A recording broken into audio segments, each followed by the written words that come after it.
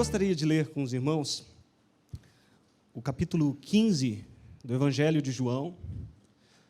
Eu deveria ter corrigido, mas é do 1 ao 12, ali está do 1 ao 11.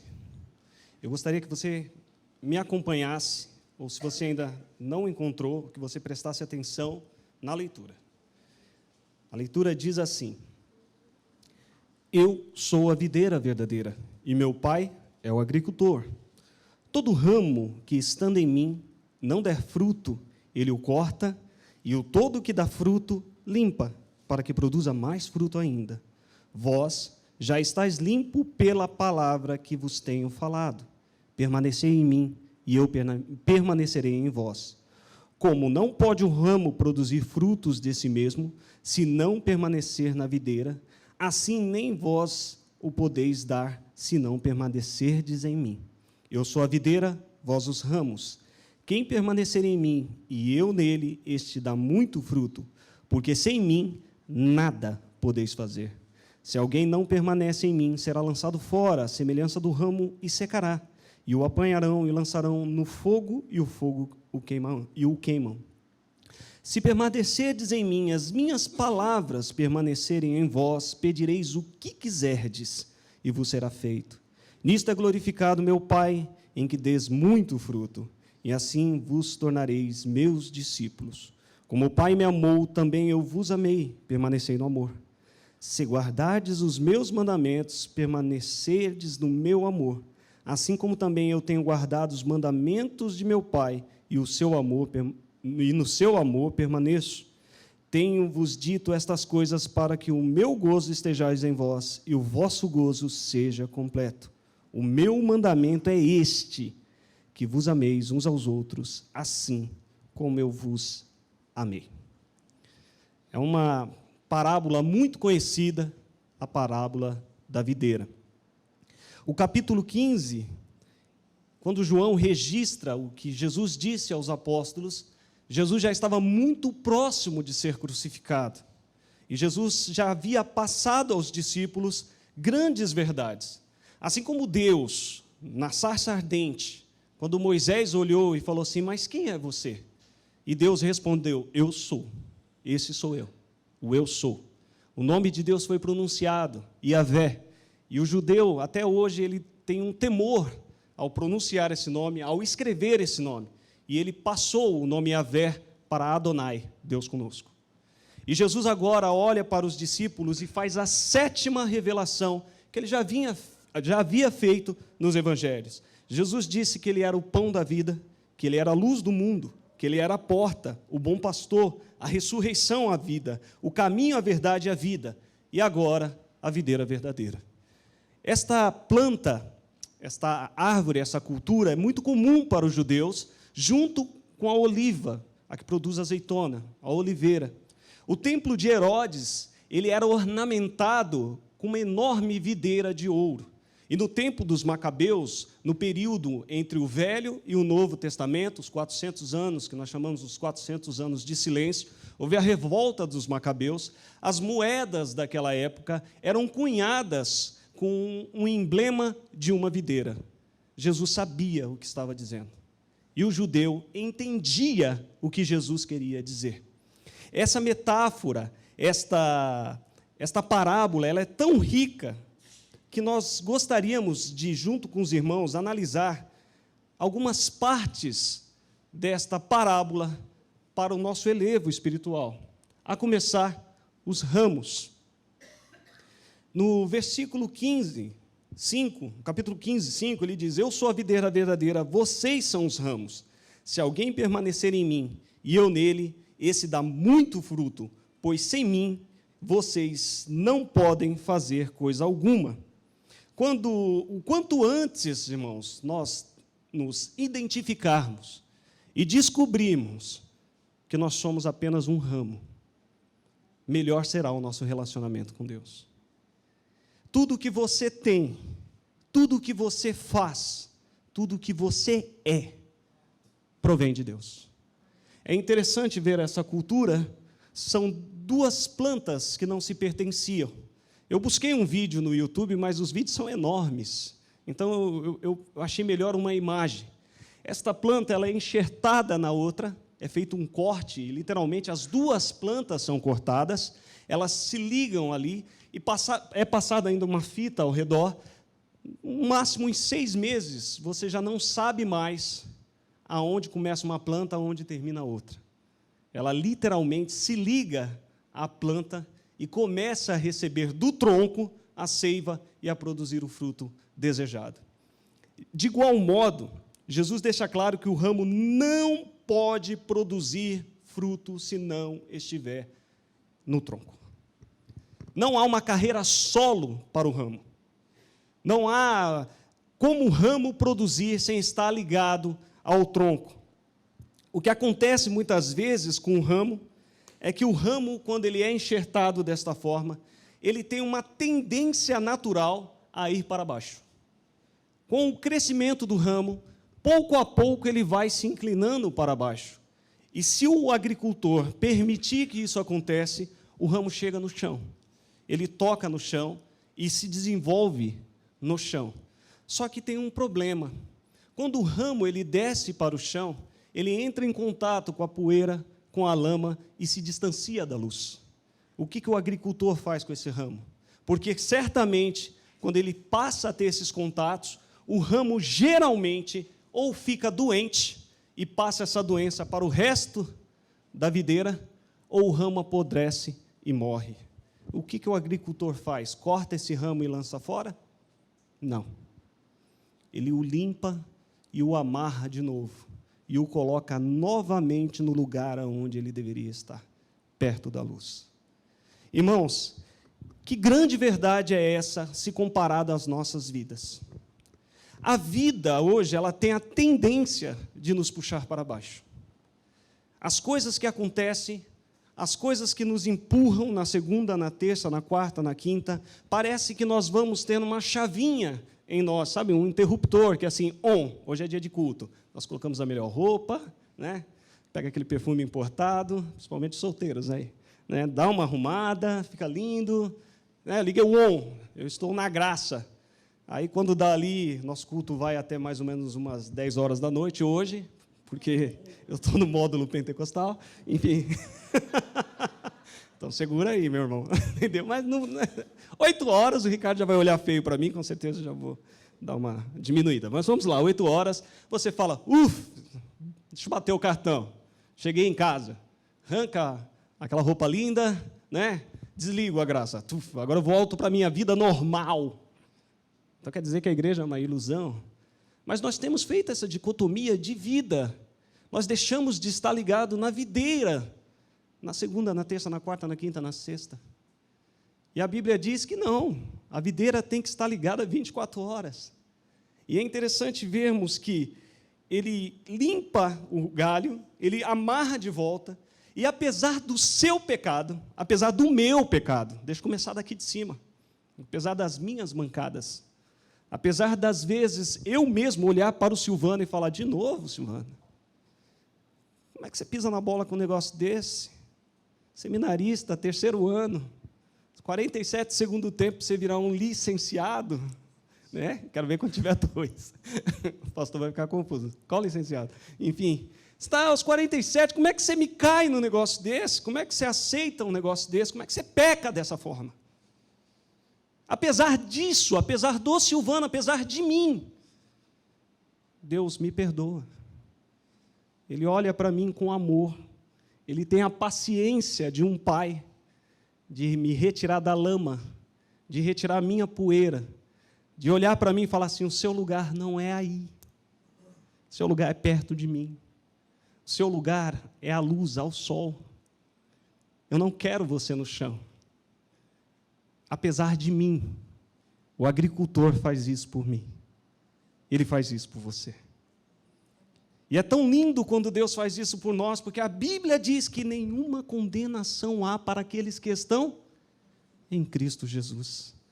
E foi por isso que Jesus disse para nós, permaneçam em mim, porque em mim há perdão. Em mim há perdão. É interessante vermos que um outro elemento da videira são os frutos. Ele diz, no capítulo No versículo 2 do capítulo 15, todo ramo estando em mim que não dá fruto, ele corta. Todo que dá fruto, ele poda para que dê mais.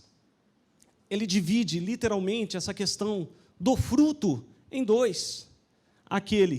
Isso é uma videira, uma foto de uma videira. Eu quero que você note a diferença. Nenhum fruto, aquele que não dá fruto, todo ramo que está em mim, que não dá fruto, ele corta. Veja que coisa interessante, irmãos. Muitos estudiosos, eles chegam à conclusão de quando Jesus está falando deste ramo que não dá fruto, ele está falando de crentes nominais. Ele não está falando de pessoas que não têm uma vida com Deus. Ele não está se referindo às pessoas que nós encontramos no mundo aí fora.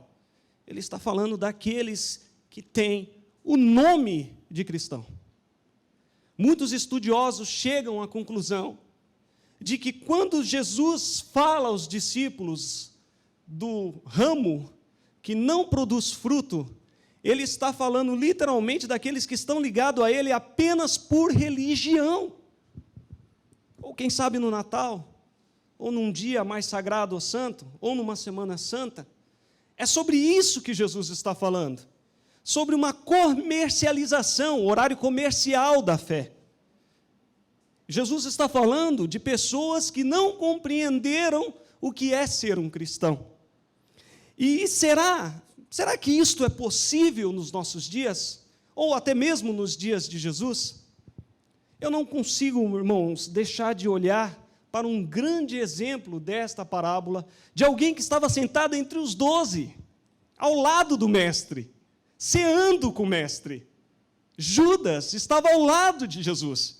Ele ouviu estas palavras da fonte, não do Silvano, não do pastor Noedi, ou da Deise, ou do licenciado. Ele ouviu direto da fonte, sem nenhuma tradução, sem nenhum vício, nada, foi direto, foi o original. Judas teve o original na mão. Ele olhou nos olhos de Judas e falou: todo ramo que não está em mim e não dá fruto, ele corta e lança fora. Se você olhar no momento mais doloroso de Jesus Cristo, quando ele está na cruz, e você virar a sua cabeça um pouco para o lado, você vê alguém dando fruto, um ladrão, produzindo um fruto de arrependimento. Mas é interessante, se você olhar do outro lado, você tem outro ladrão, na mesma condição, com o mesmo castigo, com a mesma sentença de morte, desafiando o mestre a descer e a cumprir o que os seus acusadores diziam: você não é Deus? Se salva. Eu concordo com esses caras aí que estão falando isso aí, a gente concorda, eu concordo. Eu concordo com eles, se salva aí, eu quero ver também. Enquanto o outro do lado fala: que coragem que você tem. Como você diz isso dele? Um produzindo um fruto ao lado de Jesus. E isso fica um puxão de orelha para mim e para você. Irmãos, a gente fala muito de adolescente, né? Mas a grande verdade é que a gente se esconde atrás desse jargão. Mas ainda há muitos que vêm para a igreja e estão no Facebook, cara. Está no Insta. Parece brincadeira, mas as redes sociais, irmãos, ela é uma ferramenta. Ela pode ser bênção ou maldição. Ou maldição. Nós estamos nos preocupando muito mais com aquilo que vai ao YouTube do que aquilo que vai ao teu coração. E Jesus olha para aquele povo e fala: estes ramos eu corto e lanço no fogo. Mas é interessante ver que ele também fala daquele que dá muito fruto. Qual é a diferença, irmãos, desta imagem para esta? Os frutos. O que deixa esta árvore feia? A falta de fruto. E o que deixa esta árvore maravilhosamente linda? É uma visão linda. Os frutos. E é interessante ver que ele diz no capítulo 8: meu Pai é glorificado pelo fato de vocês darem muito fruto, e assim vocês serão meus discípulos. Irmãos, a produção do fruto não ocorre da noite para o dia. Você não lança a semente e fala assim: eu estou com fome. Ninguém lança uma semente com um prato na mão. Se você fizer isso, precisando passar no médico, né? Enfim, ninguém lança uma semente na terra esperando que ela produza fruto. A produção do fruto, ela precisa de cultivos, ela precisa de cuidados, ela precisa estar sendo acompanhada. E é interessante, irmãos, que quem cuida disto, nós vamos falar um pouco para frente, é o próprio Deus. O segredo de uma vida frutífera é permanecer em Cristo. Você quer dar frutos, irmãos? Permaneça em Cristo. Eu acho que, às vezes, quando nós lemos estas passagens, principalmente esta parábola, nós temos a tendência de pensar que nós estamos falando somente de frutos espirituais. Eu preciso dar fruto, preciso trazer alguém para a igreja, eu preciso... Não é só isso. O que Deus está dizendo, o que Jesus está dizendo, é que aquele que permanece em Cristo, e note, o verbo permanecer aparece 10 vezes, nesses 12 versículos que eu te falei, que a gente leu. 10. Quase um para cada versículo, Jesus está te recomendando, permanece em mim. Permanece em mim. Fique em mim. Permanece em mim. Sabe o permanecer? Sabe qual é o fruto que isso traz? De você ser um pai melhor. De você ser um marido melhor. De você ser um filho melhor. Um funcionário melhor. Esse é o fruto do permanecer em Cristo. Porque o interessante é que o galho produz o fruto, mas o galho não se alimenta do fruto. O fruto não é para o ramo. O fruto é para outros. O fruto pertence ao agricultor, pertence a Deus. Teus dons, isso é muito bom. Ricardo mesmo joga bola, vocês têm que ver. Não vê não, senão vocês falam assim, mano, não é bem assim não. Enfim, mas joga bola, é o dom, tem dom. Sabe aquela pessoa que você olha e fala, meu Deus do céu, essa pessoa tem dom para isso. Irmãos, Deus distribuiu dons a vocês. O dom é para servir, irmão. Quem disse que o dom é para você? Aquilo que Deus tem te dado, as bênçãos que Deus tem te dado, meu irmão, não são bênçãos de estoque. A gente parece, sabe o que é a Tokstok, sabe? Várias prateleiras e prateleiras de bênçãos. Nós vamos, Deus, eu preciso de mais uma bênção. Para quê? Para ficar do lado daquela outra bênção que você me deu, ficar legal. Bênçãos não são decorativas. São para ser usadas. E Jesus deixa claro, para que serve o fruto, irmão? Para glorificar o nome de Deus. Quando o mundo olha para você e fala assim, olha, nós precisamos de mais gente como você, o nome de Deus é glorificado. Esses dias foi uma coisa ridícula, eu simplesmente parei antes da faixa, uma senhora, um senhor queria atravessar, eu parei o carro. Tomei tanta buzinada na orelha, mas tudo bem. O Reinaldo conhece ali um pedaço da Quirina, é bem curtinho, mas ela atravessou com dificuldade, e eu fiquei esperando. Quando eu fui um pouquinho mais, um rapaz olhou e falou assim, eu só queria te dizer, parabéns. Eu falei, mas pelo quê? Não, é raro ver isso aí, o senhor e a senhora estão ali na calçada, faz acho que 15 minutos esperando para atravessar. Ninguém para. A gente precisa de motorista igual a você. Aí eu vou lá e furo o farol vermelho.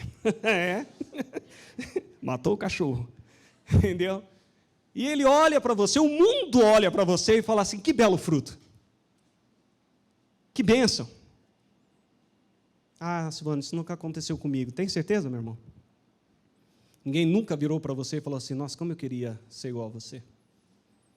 Ou quando você virou para um caixa e falou assim, moça, você me deu o troco errado. É mais? Não, eu tenho mais.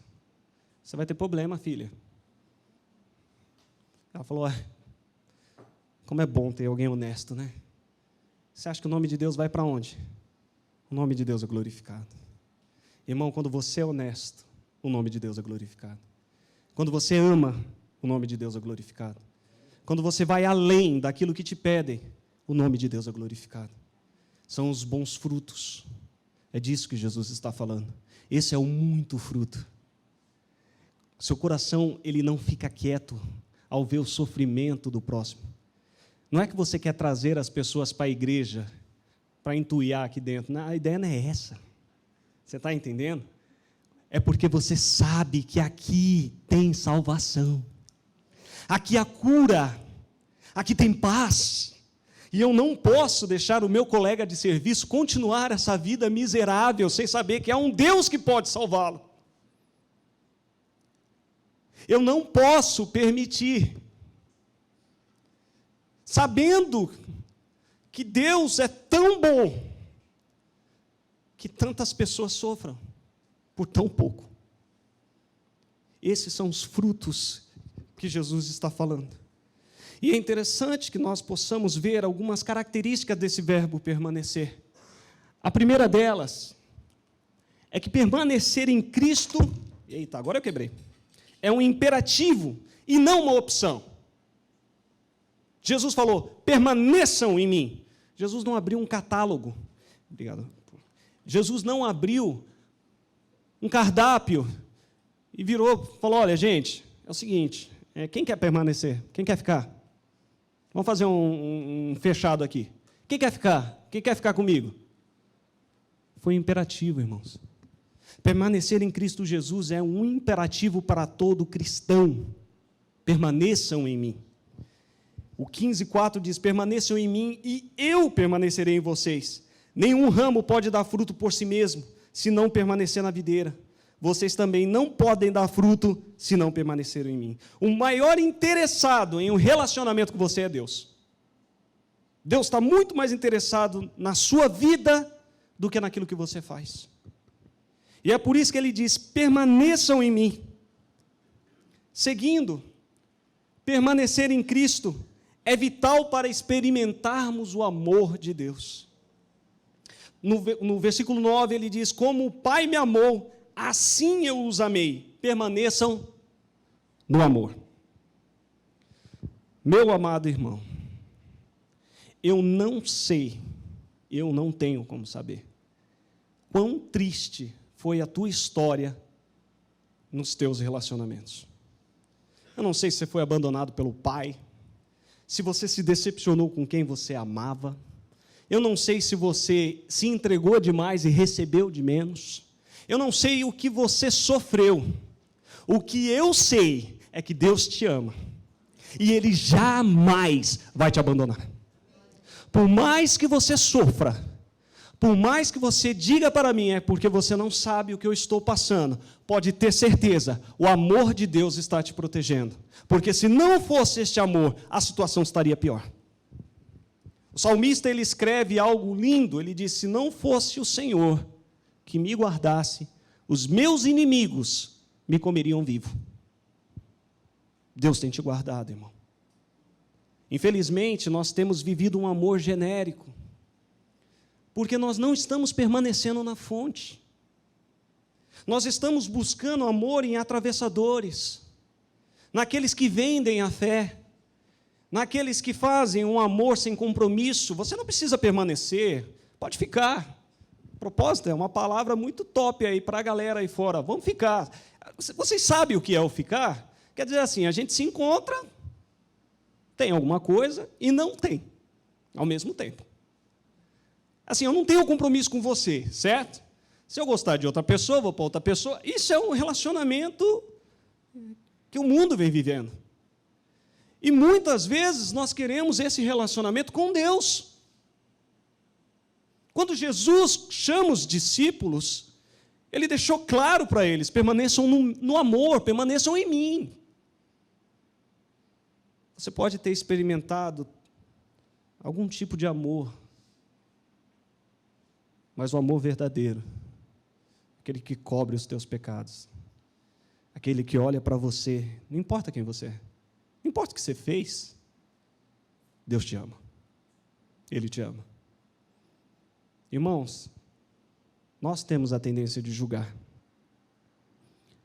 Novamente, quando eu era mais novo, na igreja do meu pai, as histórias são todas de lá, porque a minha vida maior foi lá, tá, irmãos? Tenho 10 anos aqui, 40 lá. Não, 30, né? Aí deu 50. Dá para ver que eu sou de humanas, não de exatas. E eu estava na igreja do meu pai, adolescente, lindo, Jesus, que cabelo eu tinha, todo jogado para o lado. 2 quilos de gel no cabelo. Podia bater uma bala, não passaria aquele gelatina balística que eu tinha no cabelo para o lado. Lindo, reluzente, parecia um anjo entrando na igreja. Falei, é hoje que eu não saio sozinho daqui, Deus. Hoje eu arranjo alguém, aleluia. E fui para a igreja. É lógico, né, filho do pastor, sentei bem assim como o Ricardo está, na frente, porque o legal é sentar na frente. A galera que senta no fundo me perdoa, mas o legal é sentar na frente. Eu estava muito bonito, com um terno branco, eu parecia um pai de santo hoje, pensando, porque eu estava de calça branca, o Reinaldo usa branco, não é pai de santo não, é dentista. Enfim, camisa branca, terno branco, gravata branca, calça branca e sapato preto. Essa é a sacada, você usa branco tudo, eu não, sapato preto. Chique, chique, irmãos, eu estava muito lindo. Sentado lá na frente, esperando o culto, e a igreja lotada. E é lógico que a glória de Deus estava sobre mim, porque as meninas estavam me olhando. E, de repente, Jesus, misericórdia, entra um bêbado na porta da igreja. E o infeliz do diácono perguntou para o irmão que estava do meu lado, tem lugar aí? Antes de eu dizer não, ele falou, tem, aqui, ó, do lado do Silvano. Eu falei, meu irmão, vigia. Como é que você põe um negócio desse do lado de um anjo? Não deu tempo, irmão. O bêbado entrou e sentou, e o pior, ele sabia os hinos. O cheiro, misericórdia. Meu Deus do céu. Eu falei, gente, alguém morreu aqui nessa igreja. E ele estava do meu lado, até o infeliz do pregador, o pentecostal, ele ama isso, falou, dá um abraço no irmão que está do seu lado. Eu falei, Jesus, jamais eu vou abraçar esse cara. Mas nem morto, não deu tempo, porque ele, além de me abraçar, ele me lambeu, irmãos. O meu gel que estava desse lado passou para esse. Metade ficou na língua dele. E ele não parava de me abraçar e passar o cheiro dele para mim. Lembra que eu estava de branco? Ele havia vomitado. Eu me senti tão revoltado naquela noite. Eu falei, Jesus, como é que o Senhor me prova desse jeito? E, de repente, o pregador que estava pregando falou assim, permaneçam no amor. E aquilo foi como uma flecha no meu coração. Eu falei, Deus, como foi que o Senhor me achou em pecado? Como foi? Eu gostaria que você pensasse nisso. Como foi que Deus te encontrou? Como foi que Ele pegou a mão santa dEle, que não vê corrupção, e viu você se afogando na lama, e Ele, sem pensar, sem hesitar, Ele enfiou até o fundo da onde você estava e te puxou de volta, te insertou em Jesus Cristo e falou, meu filho, o que era o bêbado para mim? Nada. Já está me beijando, falei, pode, beija, vai, acaba logo com o penteado. Jesus não te julga, Deus não te julga. Jesus não te julga, Ele te liberta. Jesus não te condena, Ele te salva. É interessante vermos que permanecer em Cristo, meu irmão, é saber que nossas orações são respondidas. No versículo 7 diz assim, se vós permanecerdes em mim, as minhas palavras permanecerem em vocês, pedirão o que quiserem, e lhes será concedido. A oração é eficaz, é fruto de um relacionamento profundo com Jesus.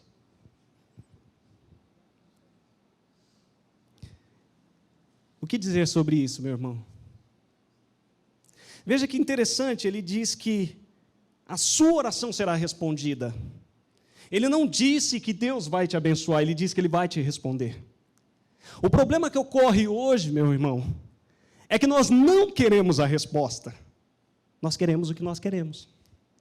Eu quero o que o meu coração quer. Só que Deus te dá aquilo que você precisa. Deus te responde.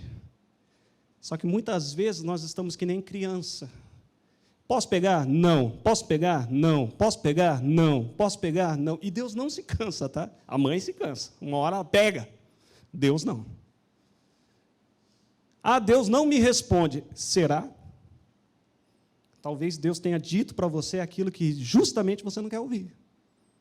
Mas Ele tem te respondido. Deus tem falado ao seu coração. Ele tem respondido. Permanecer em Cristo é impossível sem a obediência a Ele.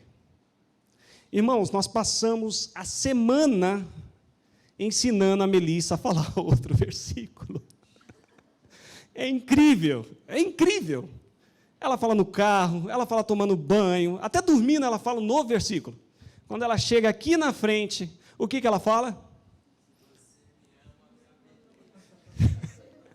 Se você me ama, você me obedece. E adivinha onde está? Versículo para trás do que eu estou falando. Ela me influenciou. Mas não é essa a questão. É imprescindível que você obedeça a Cristo Jesus. Irmãos, Deus não tem 007. Deus não tem James Bond. Você não é um espião, meu irmão.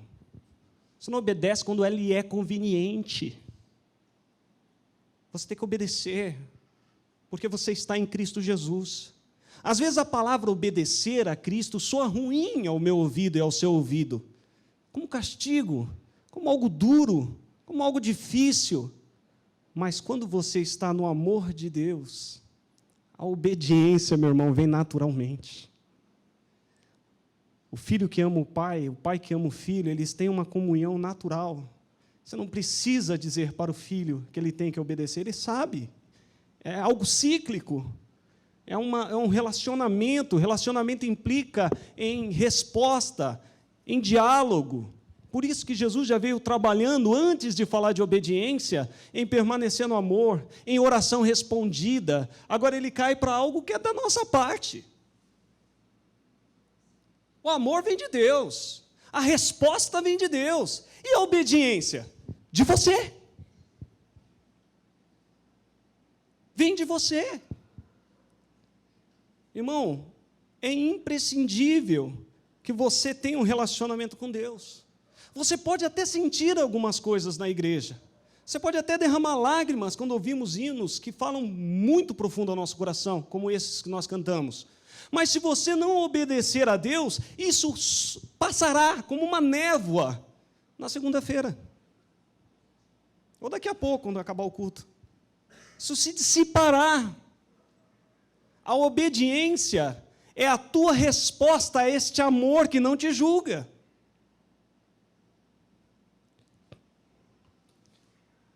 Permanecer em Cristo é o caminho para a alegria.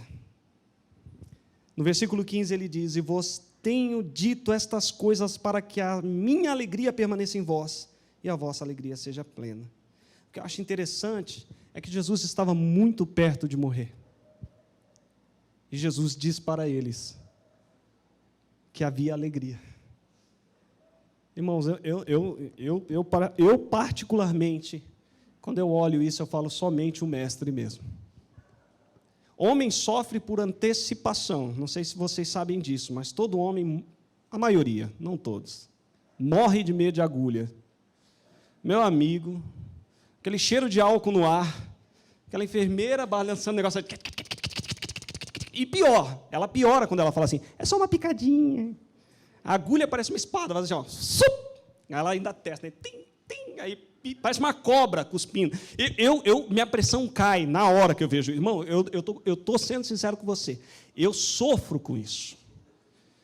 Eu falo para o médico, eu prefiro ficar com a doença. Não me passe uma injeção. Eu sofro com isso. É homem. Eu sofro por antecipação. Jesus sabia o que ia acontecer com ele. Ele sabia. Irmão, nós estudamos o Império Romano, nos seminários, os semestres para trás, principalmente o jeito como ele tratava aquilo que eles chamavam de inimigos do Estado. Jesus jamais poderia ter sido executado como o Império Romano executou se fosse nos nossos dias. É muito cruel. Nem o Estado Islâmico é tão cruel. Jesus recebeu uma pena capital, o Estado executou uma pena em cima de Jesus. Após o castigo do Império Romano, seguramente, eu digo aos irmãos, Jesus morreria. De infecção, de perfuração do pulmão, de hemorragia interna, mas ainda lhe faltava a cruz. E mesmo assim, esse Deus, esse Rei, que se entregou por você, Ele vira para os seus apóstolos e diz: permaneçam em mim para ter alegria. Quantas pessoas sem alegria hoje? Se é sol porque é sol, se é chuva porque é chuva, se é o Corinthians é porque é o Corinthians, se é o São Paulo porque é o São Paulo. Sabe, as pessoas vão perdendo alegria por coisas banais, e essas coisas vão enchendo o nosso coração, e Deus vai ficando distante da verdadeira alegria. E Jesus diz: permaneça em mim, para que sua alegria seja completa, seja plena. Sabe o que te falta, meu amado? Permaneça em Cristo. Permanece em Cristo. E a alegria será completa. Para terminarmos, irmãos, o último elemento dessa parábola seria o viticultor ou o agricultor, porque viticultor é quem cuida das uvas, ou o agricultor. Ele é o responsável por cuidar da videira. Por isso que nós cantamos: Deus cuida de mim. É interessante vermos que esse trabalho pertence a Deus. Um viticultor, irmãos, quem olhar de fora diria assim: ele está matando a planta. Quando ele vê um fungo, ele raspa a planta. Ele tem que podar a planta. Olha o que ele está fazendo. É uma tesoura aquilo. E aqui vem uma coisa interessante. Deus nos poda. E aqui está a coisa que eu e você não gostamos. Não gostamos de ser podados. Se voltarmos aqui na imagem dos frutos, o que aconteceria com esses frutos se o viticultor achasse isso tão lindo que ele não mexesse? Imagine essa imagem em 2 semanas. O fruto está maduro. Não, mas está lindo, vamos deixar. Não vamos podar. Isso apodreceria. E isso viraria isso. Deus nos poda, irmão. E aqui vem uma coisa que nós não sabemos lidar muito bem. Quem te disse que toda perda é negativa? Quem te disse que o sofrimento, todo sofrimento, é ruim? Que toda luta é para te entristecer? Quem te disse isso? Como você acha que Deus te poda? Deus sabe quem você é, meu irmão. Deus sabe o que Ele tem que tirar da sua vida para que você cresça. Se o viticultor não olhar a planta e não retirar o fruto apodrecerá a videira. O Senhor nos poda, irmãos. Eu não sei pelo que você está passando. Eu não sei pelo aquilo que tem apertado o seu coração. Mas eu sei que Deus está te podando. Deus está te moldando para ser um cristão melhor, para ser um servo melhor. Talvez você pense daí e fale: Silvano, você está dizendo isso porque você não está aqui embaixo. Mas você também não está aqui em cima e não sabe do que eu passo também. Eu também sou podado, assim como você é podado. Mas quando o viticultor, ele poda a planta, ele não a mata. Eu acho isso lindo, porque quando há um corte numa planta, ela é forçada a se cicatrizar. Ela tem que começar o processo de cicatrização. E nesse processo de cicatrização, surge um broto, um novo galho, um novo ramo, que antes não estava ali. Quem disse que momento de crise não é momento de colheita, não é momento de conquista? Nós nos esquecemos, muitas das vezes, das promessas de Deus, irmãos. Deus prometeu na sua vida. E muitas vezes nós olhamos para a situação, nós olhamos para o deserto, nós olhamos para o mar e voltamos para trás. E falamos: não tem como. Deus me abandonou. Deus não está conosco. É momento de conquista, é momento de crescer. Crescimento vem com poda. A planta, quando ela não é podada, ela não cresce. Ela não vai para frente. Ela não progride. Ela não evolui. Ela não produz novos frutos. E muitas vezes, no meu coração e no seu, nós cantamos os hinos antigos. Não estou dizendo isso literalmente, mas nós cantamos os feitos de Deus em nossa vida de anos atrás, de tempos atrás. Não que não devamos lembrar daquilo que Deus tem feito por nós, não podemos nos esquecer, mas nós devemos seguir para frente, nós devemos prosseguir para o alvo, que é Cristo Jesus. Irmãos, esta palavra, ela fala de um autoconhecimento, ela fala de você se examinar, de você olhar para você e ver os frutos que você tem produzido, porque Cristo te chamou para que você dê fruto. A videira, a madeira da videira, ela só tem duas finalidades.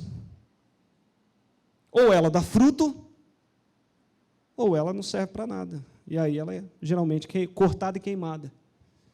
Eu nunca vi um guarda-roupa feito de madeira de videira. Vocês já viram? Uma mesa de madeira de videira? A videira não produz madeira nobre. A única coisa que uma videira produz é fruto. Permaneçam em Cristo, meu irmão. Curve sua cabeça nesta noite. Pai, nós entendemos, Pai, que tudo vem de Ti, Pai, e sem Ti nada nós podemos fazer. É bem verdade, Pai, que este mundo tende a nos julgar, Pai, pelas nossas folhas, não pelos nossos frutos. É verdade que Israel no passado falhou em ser a representação da videira, mas Tu enviou Jesus Cristo e Ele não falhou. Estamos ligados a Ti, ó Pai. A Tua palavra diz que nós já estamos limpos através de Ti, Pai.